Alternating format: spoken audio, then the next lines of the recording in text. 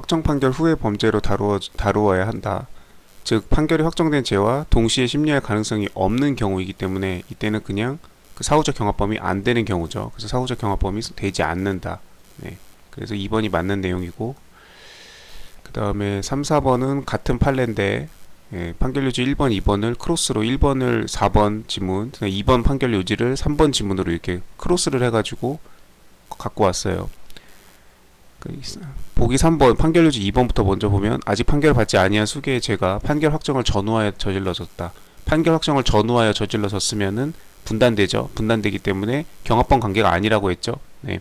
A, B, C, D가 있는데 B가 판결이 확정됐다. 그러면 이 판결이 확정된 걸 전후로 분단이 되기 때문에 A와 C, D는 동시적 경합범이 되는 게 아니라고 했습니다. 여기 C, D만 그 동시적 경합범이라고 했죠.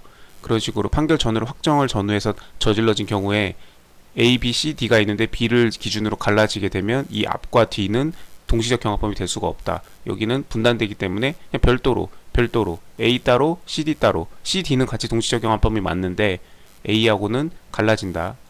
별도로 형을 정하여 선고할 수밖에 없다. 여기 지금 뭐 수개의 죄 사이에는 형법 37조 전단의 경합범 관계가 인정된다. 그래서 틀린 거죠. 네, 지금 A하고 B가 확정이 됐는데 A하고 C가 지금 A하고 C 혹은 여기 D까지 있다고 쳤을 때 A하고 C, D 이 지금 분단이 된, 남과 북처럼 분단이 됐는데 이걸 지금 동시에 할 수 있다고 전단의 경합범 관계가 인정된다고 해서 틀린 겁니다. 여기 안 된다고 해서 이제 별도로 형을 정하여 선고할 수밖에 없다. 판결 확정을 전후하여 분단됐으니까. 그 다음에 4번 판결 요지 1번이죠. 형법 37조 후단의 경합범 관계가 성립할 수 없어. 아직 판결을 받지 아니한 죄의 형을 선고할 때 그 죄와 판결 동시에 한 39조 1항을 적용하여야 된다. 39조 1항을 적용할 수 없다고 했죠. 예, 감경 또는 면제할 수 없다. 동시에 판결할 수 없었던 경우이기 때문에, 동시에 판결할 수 있었던 경우에 사후적 경합범이라고 해서 판결이 확정된 당시에 그 전에 이미 저질러진 범죄이기 때문에 법원에 알려졌다면 동시에 판결할 수 있었던 경우이기 때문에 사후적 경합범으로, 비록 알려지지 않아서 따로 이미 재판이 그것만 확정이 됐지만 나중에 이거를 사후적 경합범으로 같이 고려를 해서 감경 또는 면제를 하게 하자. 왜냐면 법원에 어떠한 사실이 알려지지 않았다는 우연한 사정으로 그 경합범이 되고 안 되고가 되면은 피고인에게 유불리가 차이가, 형에 대한 유불리가 있으면 안 되기 때문에 경합범이라는 제도를 인정하는 거니까, 동시에 판결할 수 있었던 경우, 이게 사후적 경합범에서 37조 후단. 근데 그때 사후적 경합범을 적용해서 이 감경 또는 면제를 하는 건데 경합범이 성립하니까, 동시에 판결할 수 없었던 경우면 이거랑 이런 경합범이랑 상관이 없죠. 그렇기 때문에 감경 또는 면제할 수가 없겠죠. 그 내용입니다. 그래서 39조 1항을 적용해야 된다. 좀 적용할 수 없다고 나오죠. 이렇게 감경 또는 면제할 수 없다. 이 39조 1항을 적용할 수 없다는 뜻입니다. 지금 판결 요지 1번이. 네. 그래서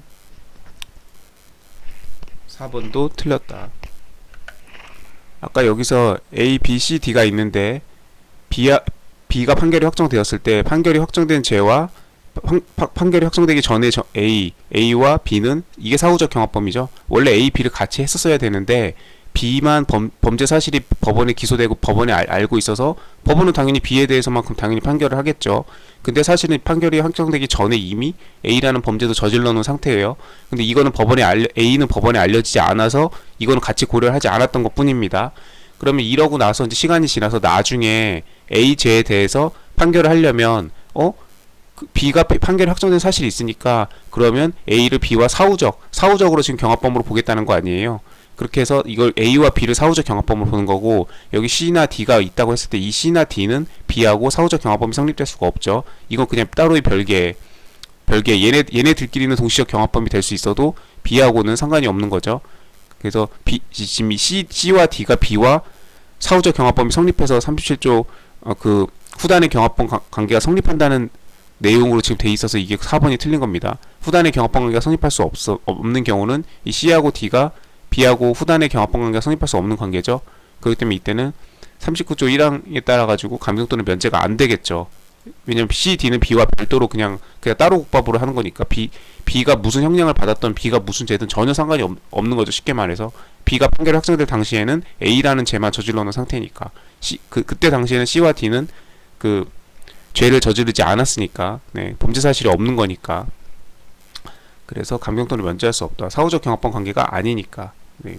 그래서 사후적 경합범이 되는 건 A와 B고 C와 D는 B하고 사후적 경합범이 되지 않는다. 그리고 A와 C, D도 역시 동시적 경합범이 되지 않는다. 동시적 경합범은 이렇게 C, D, 사후적 경합범은 이렇게 A, B. 그 외에는 따르게 갖다 붙이면 다 틀린다. 네.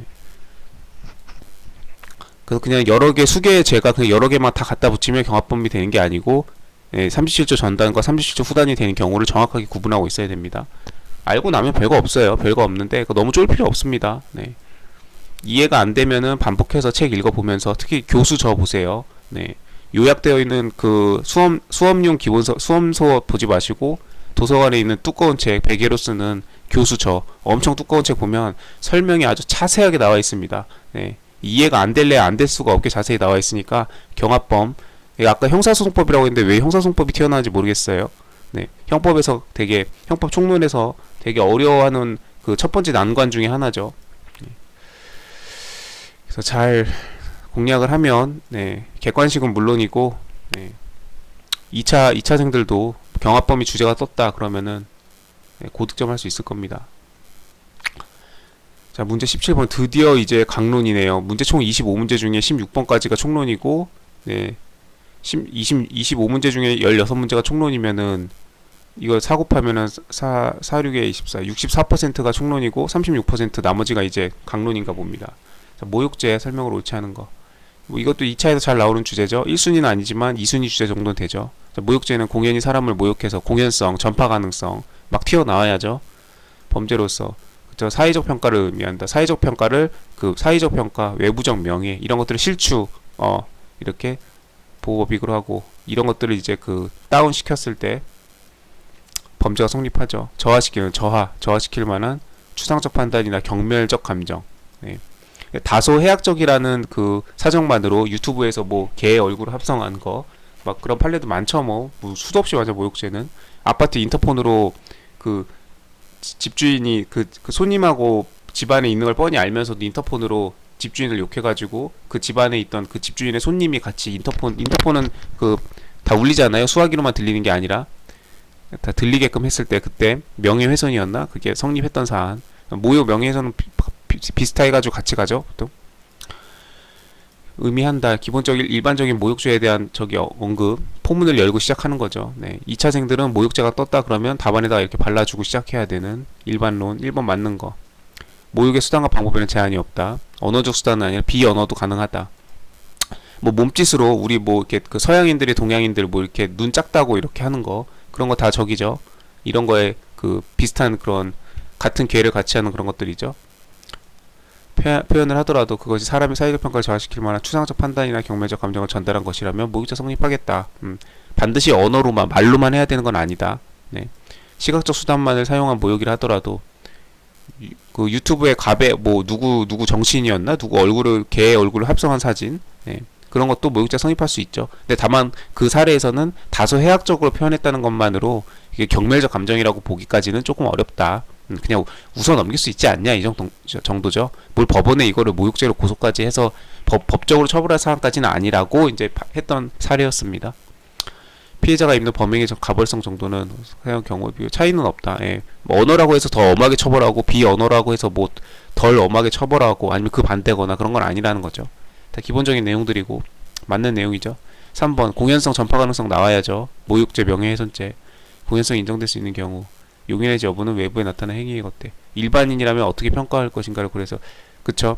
객관적으로 당연히 판단해야죠. 네, 범죄자를 기준으로 하는 게 아니고 이거 엄청 자주 나오죠. 이거 코멘트 행위자의 입장에서 심리상태를 추인해야 되므로 이건 민법에 있는 추인 그 무효와 취소에서 나오는 추인이 있죠. 네, 그 추인이랑 같은 그 적이는 아닌데 맥락상 같은 의미여가지고 유추 적용해서 이 단어를 국어적으로 이 단어를 쓰는 것 같아요. 추인이라는 게 나중에 그때 당시가 아니고 나중에 그 원래 주인이 추인을 하는 거죠. 네. 뭐 예를 들면 무권리자가 처분행위를 했을 때 나중에 주인이 추인할 수 있죠. 그런 식으로 그런 개념인데 국어적인 단어를 갖고 와서 쓰는 것 같습니다.